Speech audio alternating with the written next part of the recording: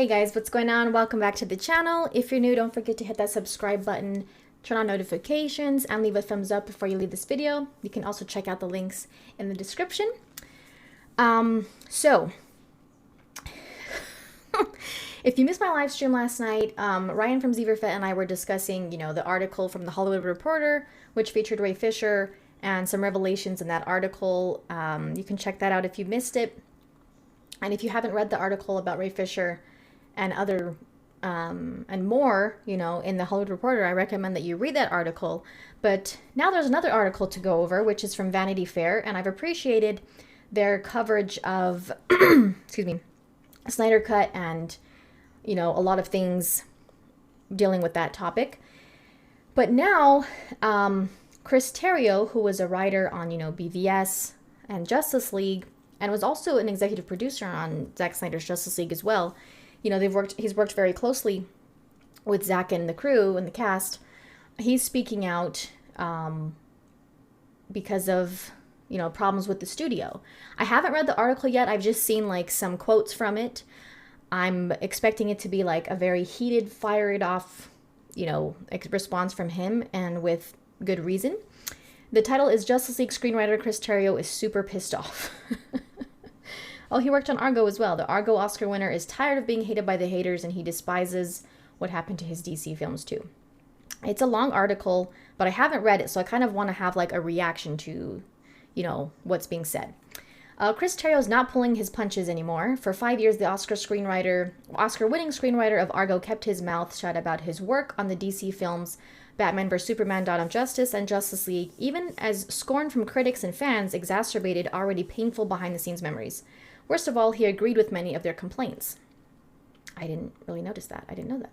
He described the films that Warner Brothers released to theaters in 2016 and 2017 as incoherent misfires and undermined by corporate meddling, poor franchise planning, and tone-deaf decisions that prioritized costly visual effects sequences over coherent storytelling. Terrio believes that Zack Snyder's director's cuts of both are much stronger, if still imperfect movies, in overall vindication of their work together.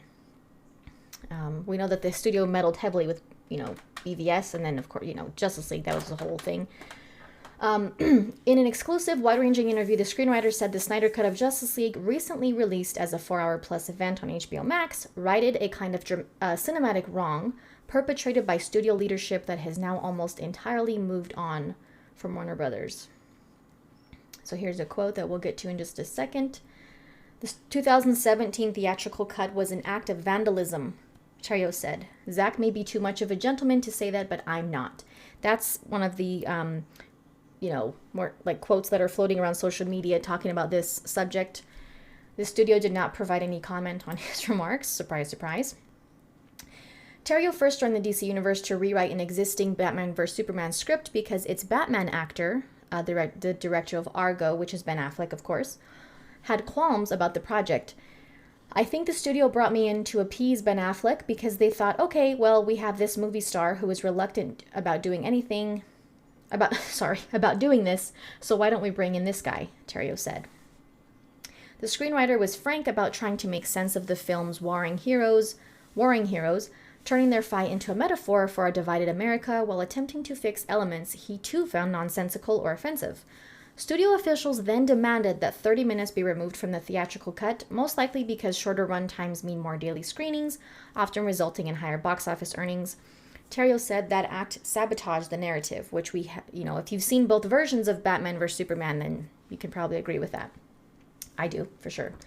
If you took 30 minutes out of Argo, as they were from Batman's Superman, it would make zero sense at all. Critics would say, what a lazy screenplay, because the characters don't have any motivations and it's not coherent, Terrio said, and I would agree with them. Even the title of Batman vs. Superman, Dawn of Justice was a disaster, he said, that primed audiences to roll their eyes at the film well before its release. Yeah, interesting. Terrio hoped Justice League would be a better experience. He was very wrong. So interesting that, the title, I wonder what the title was what they had originally wanted the title to be. I don't know if he's going to talk more about that, maybe. After watching Joss Whedon's version of that film, Justice League, of course, Terrio was so disgusted that he explored taking his name off the movie. Oh, wow. Especially galling to him was the sidelining of Ray Fisher's tragic hero, Cyborg, whose arc the actor himself had helped craft. Yeah, it's been a huge point of discussion. Fisher has been outspoken for months about his experience making Justice League following years of silence. Now Terrio is doing the same. He said he bottled up his feelings about the theatrical cuts to avoid hurting their casts and crews. Now that Snyder and Terrio's preferred versions of the film are available to the public, the screenwriter is finally opening up about how it all went wrong in the first place. Wow, yeah. I'm glad he's opening up. Chris Terrio, he said, "I am so happy and relieved that all these thousands of artists and craftspeople all over the world finally can have their work seen by the public. And all the work that Zack and the actors put into this can now be seen. It's sort of a gift that we got from HBO Max because it wouldn't have been possible a few years ago." Very true. It's important to realize that it's not because of Warner Brothers that this happened. It's because of HBO Max. Question: Can you point at something specific that you are glad gets a showcase in the new version? He said Willem Dafoe's performance in the Aquaman story, obviously the character Iris West, played by Kiersey Clemons, in the Flash rescue sequence, and most centrally Ray Fisher's performance as Cyborg. It was always the heart of the film to me and just meant so much to me personally because so much of my heart and life were put into that story. That is the thing about this version of Justice League, that none of it was done cynically or as a money grab or an attempt to sell Happy Meal toys. It really was personal for me and for Zack and for so many of the actors, or for many of the actors. Yeah, and you don't get that really in the theatrical version, like, at all. Especially with Cyborg's character, though. He has, like, no story in the theatrical version. Is it true you were banned from the Justice League set? Oh, wow, I didn't know that was I didn't know that had been said. I wouldn't say that I was banned. The studio attitude was, we'll take it from here. I was frankly shocked when I saw the Snyder Cut and saw how much of the original script was shot. With some small revisions, they shot the script, and I understand that sometimes that was a battle for Zack. Yeah, probably most of the time. Wow.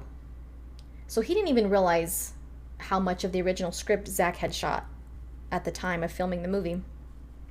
How did you feel about the version that Joss Whedon assembled after Zack left the project? Oh gosh. When those personal touches were removed from the film in the 2017 version, I was silent because I couldn't really say anything, but of course it hurt. All that remained was a dinosaur skeleton of what had been a great lumbering beast. Well, that's a powerful statement. It might have been a big, unruly beast, and obviously it's 4 hours, and the movie is maximalist, and it's operatic, and sure, it's a little crazy, but I think the movie is crazy in the best way. Definitely. It must have been hard to, not say anything at the time about that.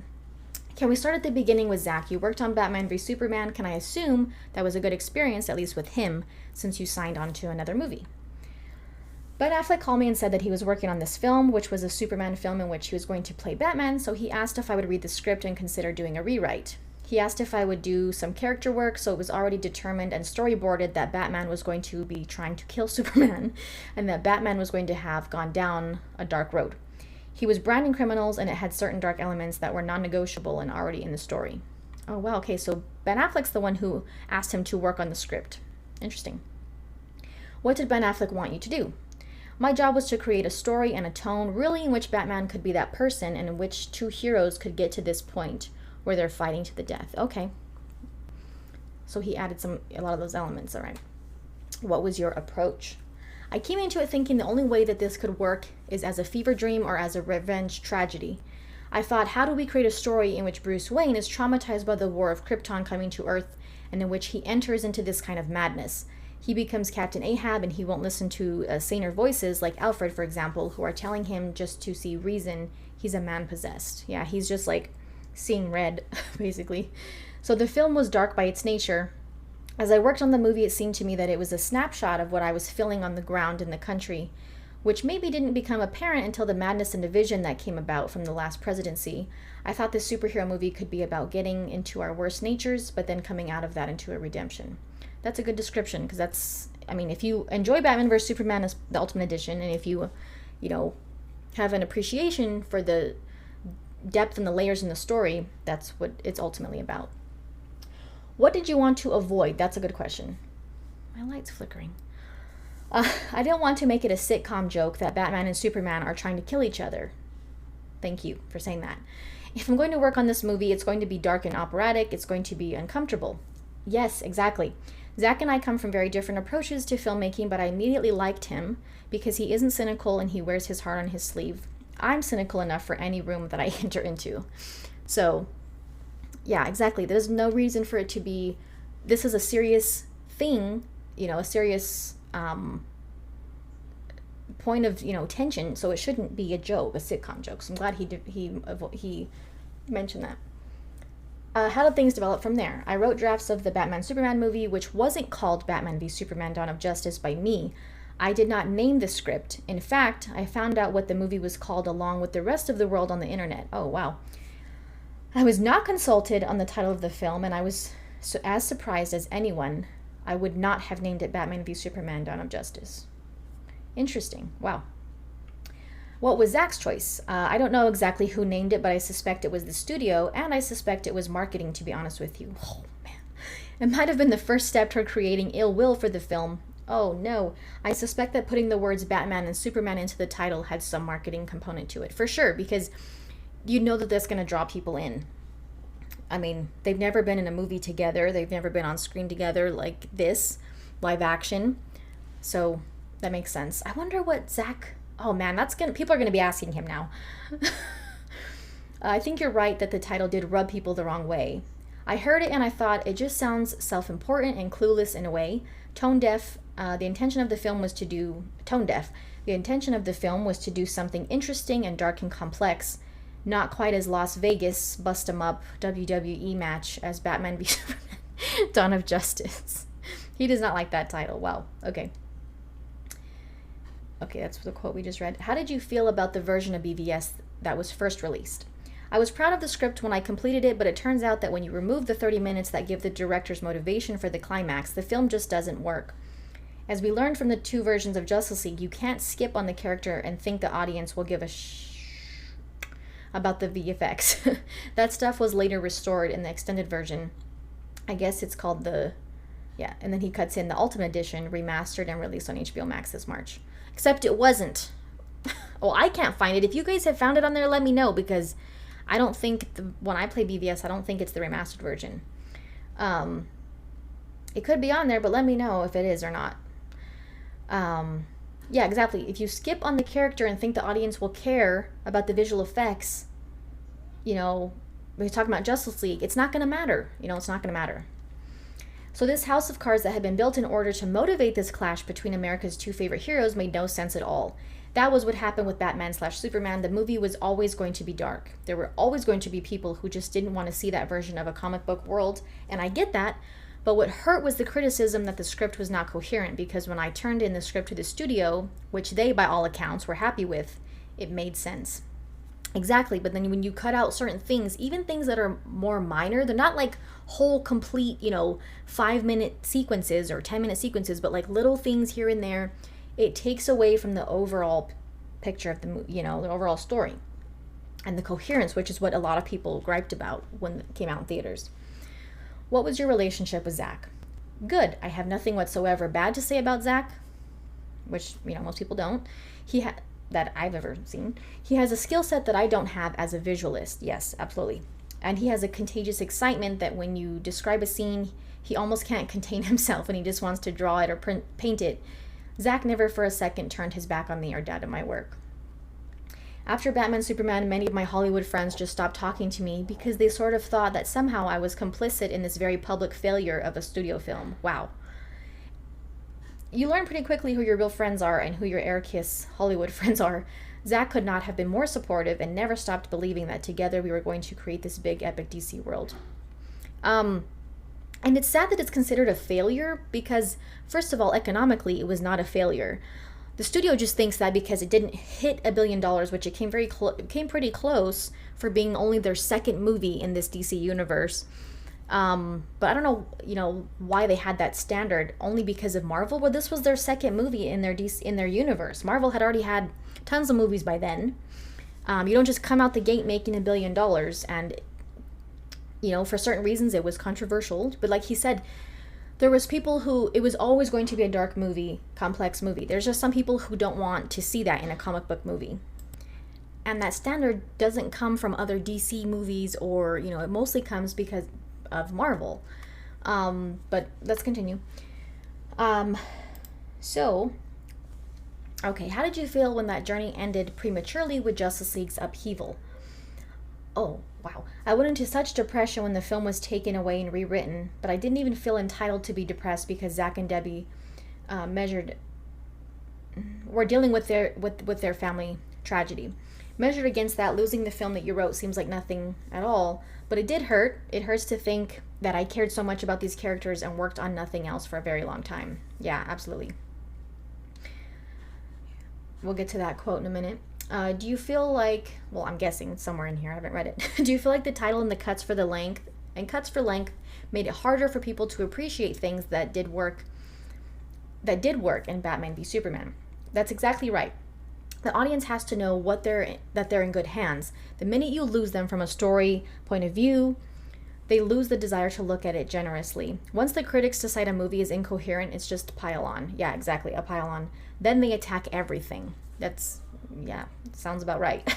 There's a line at the beginning of the film where a warlord says to Lois Lane, "They didn't tell me the interview was with a lady," and Lois replies, "I'm not a lady, I'm a journalist." I've always loved that reply from her. So one reviewer held up this line as proof positive of my stupidity and my inability to write Lois, or to write at all. Well, the character of Lois in the movie was inspired by the journalist Mary Colvin, who was of course killed in Syria. Oh, okay. I didn't know that story. She was one of the most intrepid journalists who ever lived, in my opinion. And there's a story in Vanity Fair, Mary Colvin's Private War.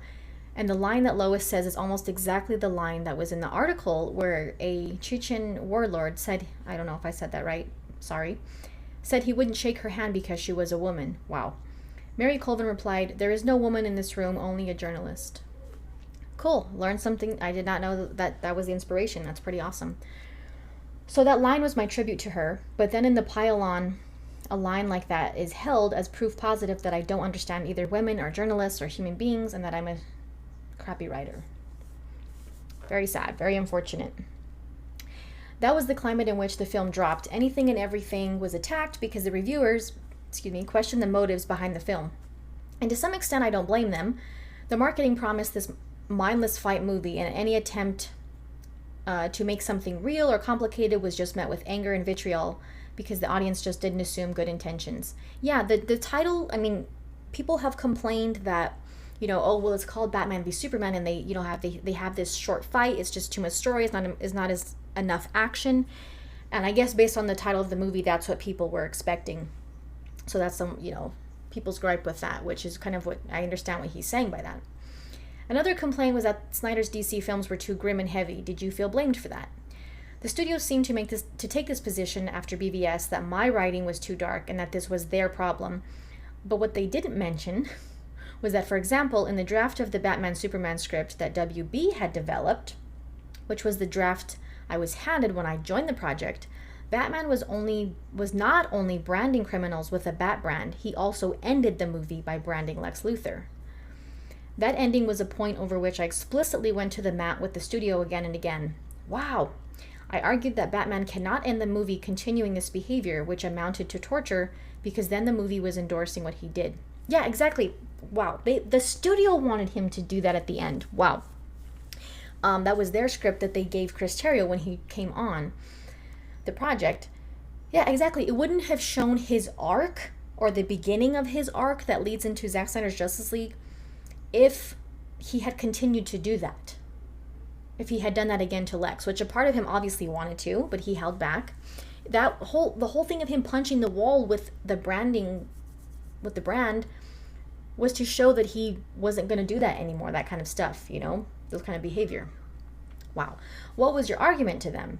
It's one thing if Batman begins the movie as a dark version of himself whom we don't recognize. Well, Batman's always dark, but this was, kind of like he was at his wit's end. But he has to see the error of his ways and remember his better self in the course of the movie. Exactly. By the end of the movie, he needs to be the Batman we know, and he has to be ready to go and create the Justice League. Otherwise, I said, what was the point? Yeah. If they wanted the title to be Dawn of Justice, they have to show that has to be part of the story. What else did you push back against? Ooh, okay. I'm the one who had been saying that we can't make a joke out of Superman raining hell upon black African Muslim characters in the desert, as Lois promises that Superman is not going to go easy on them because they punched her. That's what the studio wanted. Oh, but Zack, and, Zack is the one that hates women. Zack's the one that wants this dark, grimy, wow. But somehow I'm the person with the dark sensibility. I wanted to say, I've been saving you from yourselves. Oh, I've been working with the director to bring a voice of conscience and sanity to the almost perversely dark film you've been developing for years, but I'm the problem here? Oh, wow, that's crazy. But they don't want to take the, when people complain about it being dark and blah, blah, blah, it's always on Zack and his team of, writers and people. But they don't want to mention what they really wanted for the movie. Wow. Did you feel you were able to significantly change that Africa scene with Superman for the better? I removed the punch of Lois for one thing. Just think about the optics of that. Yeah, exactly. I was able to add material to the film and asked for the movie to grapple with that.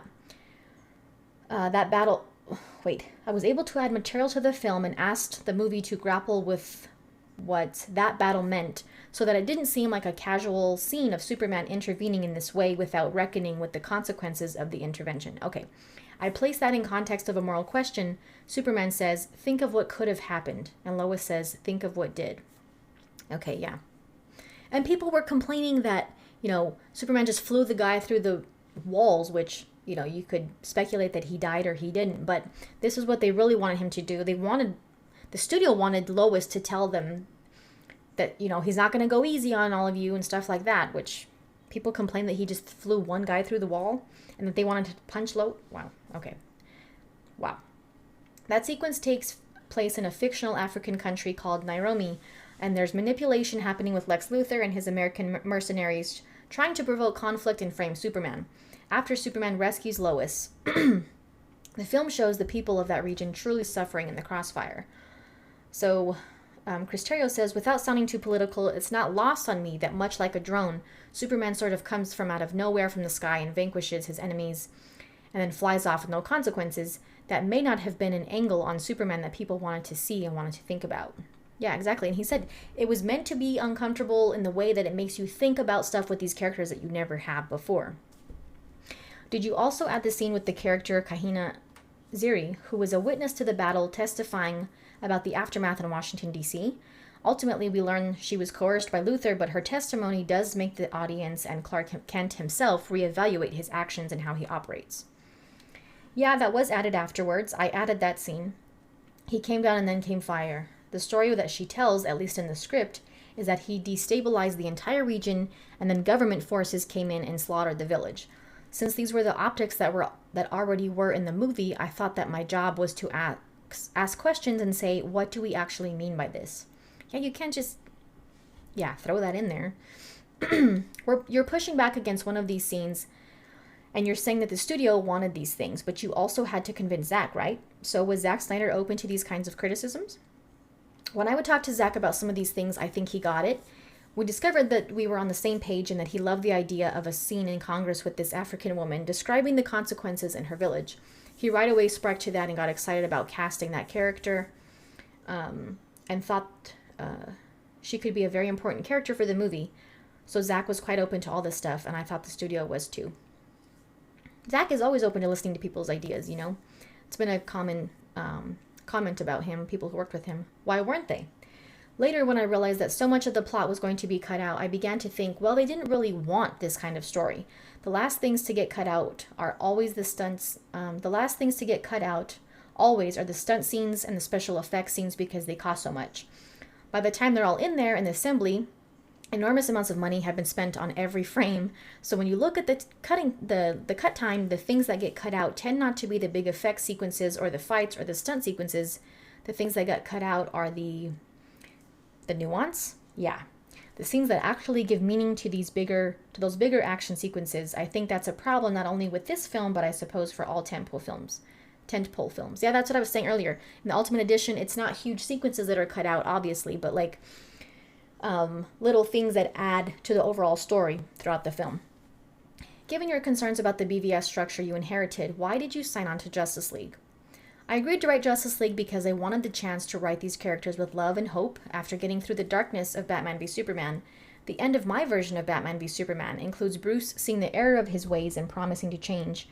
It's the return of conscience after an ethical nightmare. And in Justice League, Bruce does do better. Yeah, exactly. You really see that in Zack Snyder's Justice League. We'll see what this quote means in just a minute. After Batman v Superman came out, the critical reaction was negative and the box office was underwhelming. I don't agree with that. Justice League was about to begin shooting. What was the atmosphere like then? There was a mood of fear at the studio, no doubt. My impression was that people in boardrooms started making the decisions, and they were decisions based on arbitrary metrics that had nothing to do with the stories that were being told. Yeah. Clear and to the point statement. What gave you that sense? Right before the time of Batman Superman, I was asked to attend an event in New York where the cast and filmmakers were paraded in front of a room of investors at the Time Warner Center, I guess to convince them that their money was in good hands. Oh, wow. What happened there? These guys were in charge because they controlled the money at the very top of the pyramid. They were making big decisions, not the film executives we're talking about, but Wall Street guys. One guy, who I can only describe as the man whose central casting sends you when you're trying to cast douchebag number one, pulled me aside and started telling me how to write Batman. Oh no. I'm not naive. I know that if you don't want to have any back and forth with the money people, then you should write poetry because you don't need hundreds of millions of dollars. But something about the distribution of power at that time just seemed off to me. It was removing even the pretense that capital wasn't calling the shots. Wow. Crazy. What impact did these studio tensions have on your writing? I rewrote Justice League to lighten the mood a little bit, which became the Zack Snyder's Justice League. That's a slightly lighter, less dense version of the script, which I was fine with. I'm sane and I will play ball with those kind of notes. So they didn't seem drastic enough to where he was unhappy with it. So Zack Snyder shot your version of the script. What happened after his family crisis led him to leave the project and Warner Brothers brought in Joss Whedon to rewrite and reshoot? Oh no, here we go. When the movie was taken away, that felt like it was some directive that had come from people who are neither filmmakers nor film-friendly. The directive to make the movie under 2 hours, which regardless of what the movie needed to do, and to make the colors brighter and to have funny sitcom jokes in it. Ridiculous. Zack told me it was then Warner Brothers chairman Kevin Tsujihara's mandate that it be under 2 hours and more comedic. That's like animated films are that short. There's some live action movies that are that short, but when you have this huge story with all these characters that need to be told and characters that need to be introduced, and that's ridiculous. Yeah, that's what I heard. Also, I never had anything direct with him. Tsujihara, as far as I can tell, and the brass at the very top decided the order of the films. I was not consulted on the order of the films, even though I was the person writing Justice League. They just determined that it was going to be Batman, Superman, and then Wonder Woman, then Justice League, and then Aquaman. So there was never any thought to how the world was constructed before they issued this edict. They said, conform to this schedule. Yeah, seems like they're not very open-minded to people's opinions. Explain how that complicated things. The Wonder Woman script wasn't even finished when I wrote Justice League, so I had no basis to write Wonder Woman other than Batman, Superman. The mascara didn't even exist. Holy moly. I was never shown anything on the page for it. I didn't know whether people could talk underwater. That was a thing that I had to ask because I didn't know if I could do underwater sequences with Aquaman and Atlanteans. It was all just from scratch because there had been no solo character films. So Justice League needed to establish 3 of the characters. It had to create long game mythology for the DC universe. It had to resurrect Superman because he was dead at the end of the last movie. I just don't know how you could do all that in under 2 hours. Maybe the 2017 release proved that you couldn't. Very true. Exactly. You can't. And then it wasn't just that they made it shorter and dumbed it down. It was just they made such horrible decisions that completely ruined it. You don't have to put terrible, ugly, stupid things in the movie just because you have to make it shorter and more comedic, you know? Studio co-presidents John Berg and Jeff Johns were on the Justice League set every day, which was a mandate from Tsujihara to babysit Snyder, as he put it. What was your relationship with them? Oh gosh. Look, I admire Jeff as a writer of DC Comics. He's been nice to me, and it's perfectly cordial relationship. As an executive, you get into very thorny territory. When you have a person who's a writer who is also making executive decisions and sitting in the chair where on other films the writer would have been. Oh, yeah. Uh-oh. That's going to cause contention. So I think it's miraculous that Zack shot as much of my script as he did, because I know that there was constant pressure to simplify, to change, to do whatever it is that the studio wanted, because there were rumblings that they didn't want this version. Yeah, I guess that makes sense why he was so surprised at how much Zack was able to shoot of the original of the script. Because Zack was kind of like doing what the studio wanted to do, and then also shooting what he really wanted, what, Chris Terrio's script. So maybe, he probably didn't think that Zack was able to get away with shooting all that stuff that they wanted to, because he was being babysat by John Berg and Jeff Johns. Did you have any interactions with the actors? I wasn't invited to the set, but obviously I know Ben and I got to know Ray Fisher. We developed Cyborg together. Ray came to my apartment in the East Village, and he and I just would take long walks and talk about Cyborg and the responsibility of putting the first Black DC superhero in a movie on screen. That makes sense that they developed a friendship or a relationship, because Ray Fisher has talked a lot about him and Chris Terrio, creating this character together. That was a big responsibility that we both understood and took very seriously. Remember, this was before Black Panther. There obviously have been some Black superheroes over the years, but none depicted with such a budget and such scale and in such a mainstream way. Cyborg is the one character who can't disguise himself. Yeah, he lives in his skin. His otherness is a constant fact of his life. That's a good point. And that, to me, and Ray and I discussed this, speaks about being a Black man in America. You cannot remove the otherness that people force upon you, and therefore Cyborg, when he becomes the hero that he always should have been and was meant to be, that felt like something really strong that we wanted the world to see. I appreciate that a lot. What about any of the other performers? Did you consult with any of them? I talked to Jeremy Irons on the phone. I had a correspondence with Gal Gadot where she would write to me and say, this doesn't quite seem right for the character. What do you think?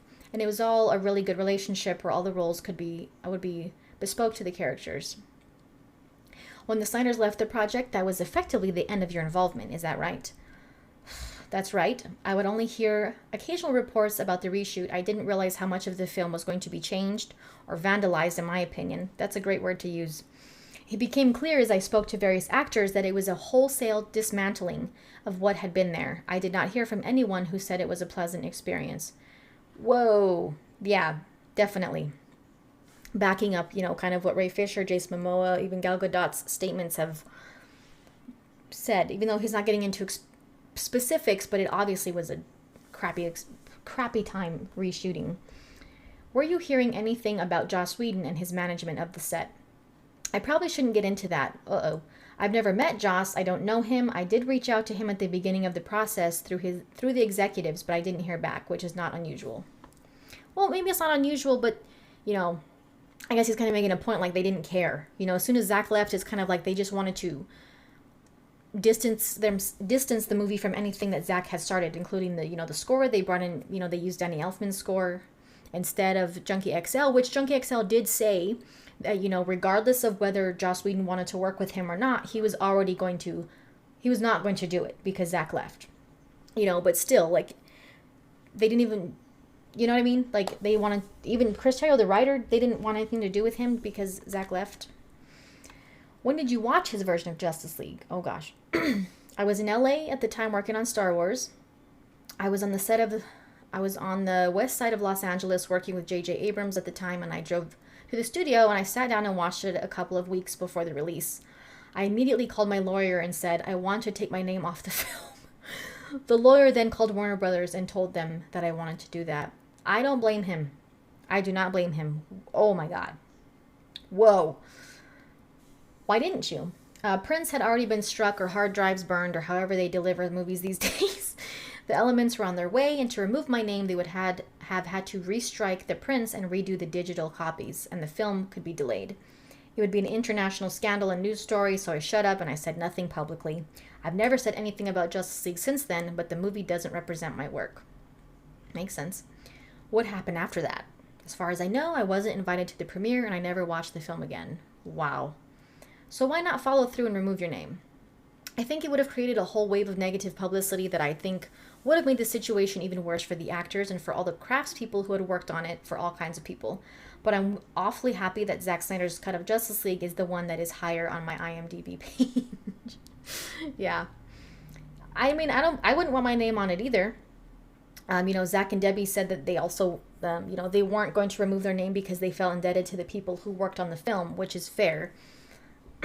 Something that was this big and prominent and then so widely derided, it kind of poisons your reputation, doesn't it?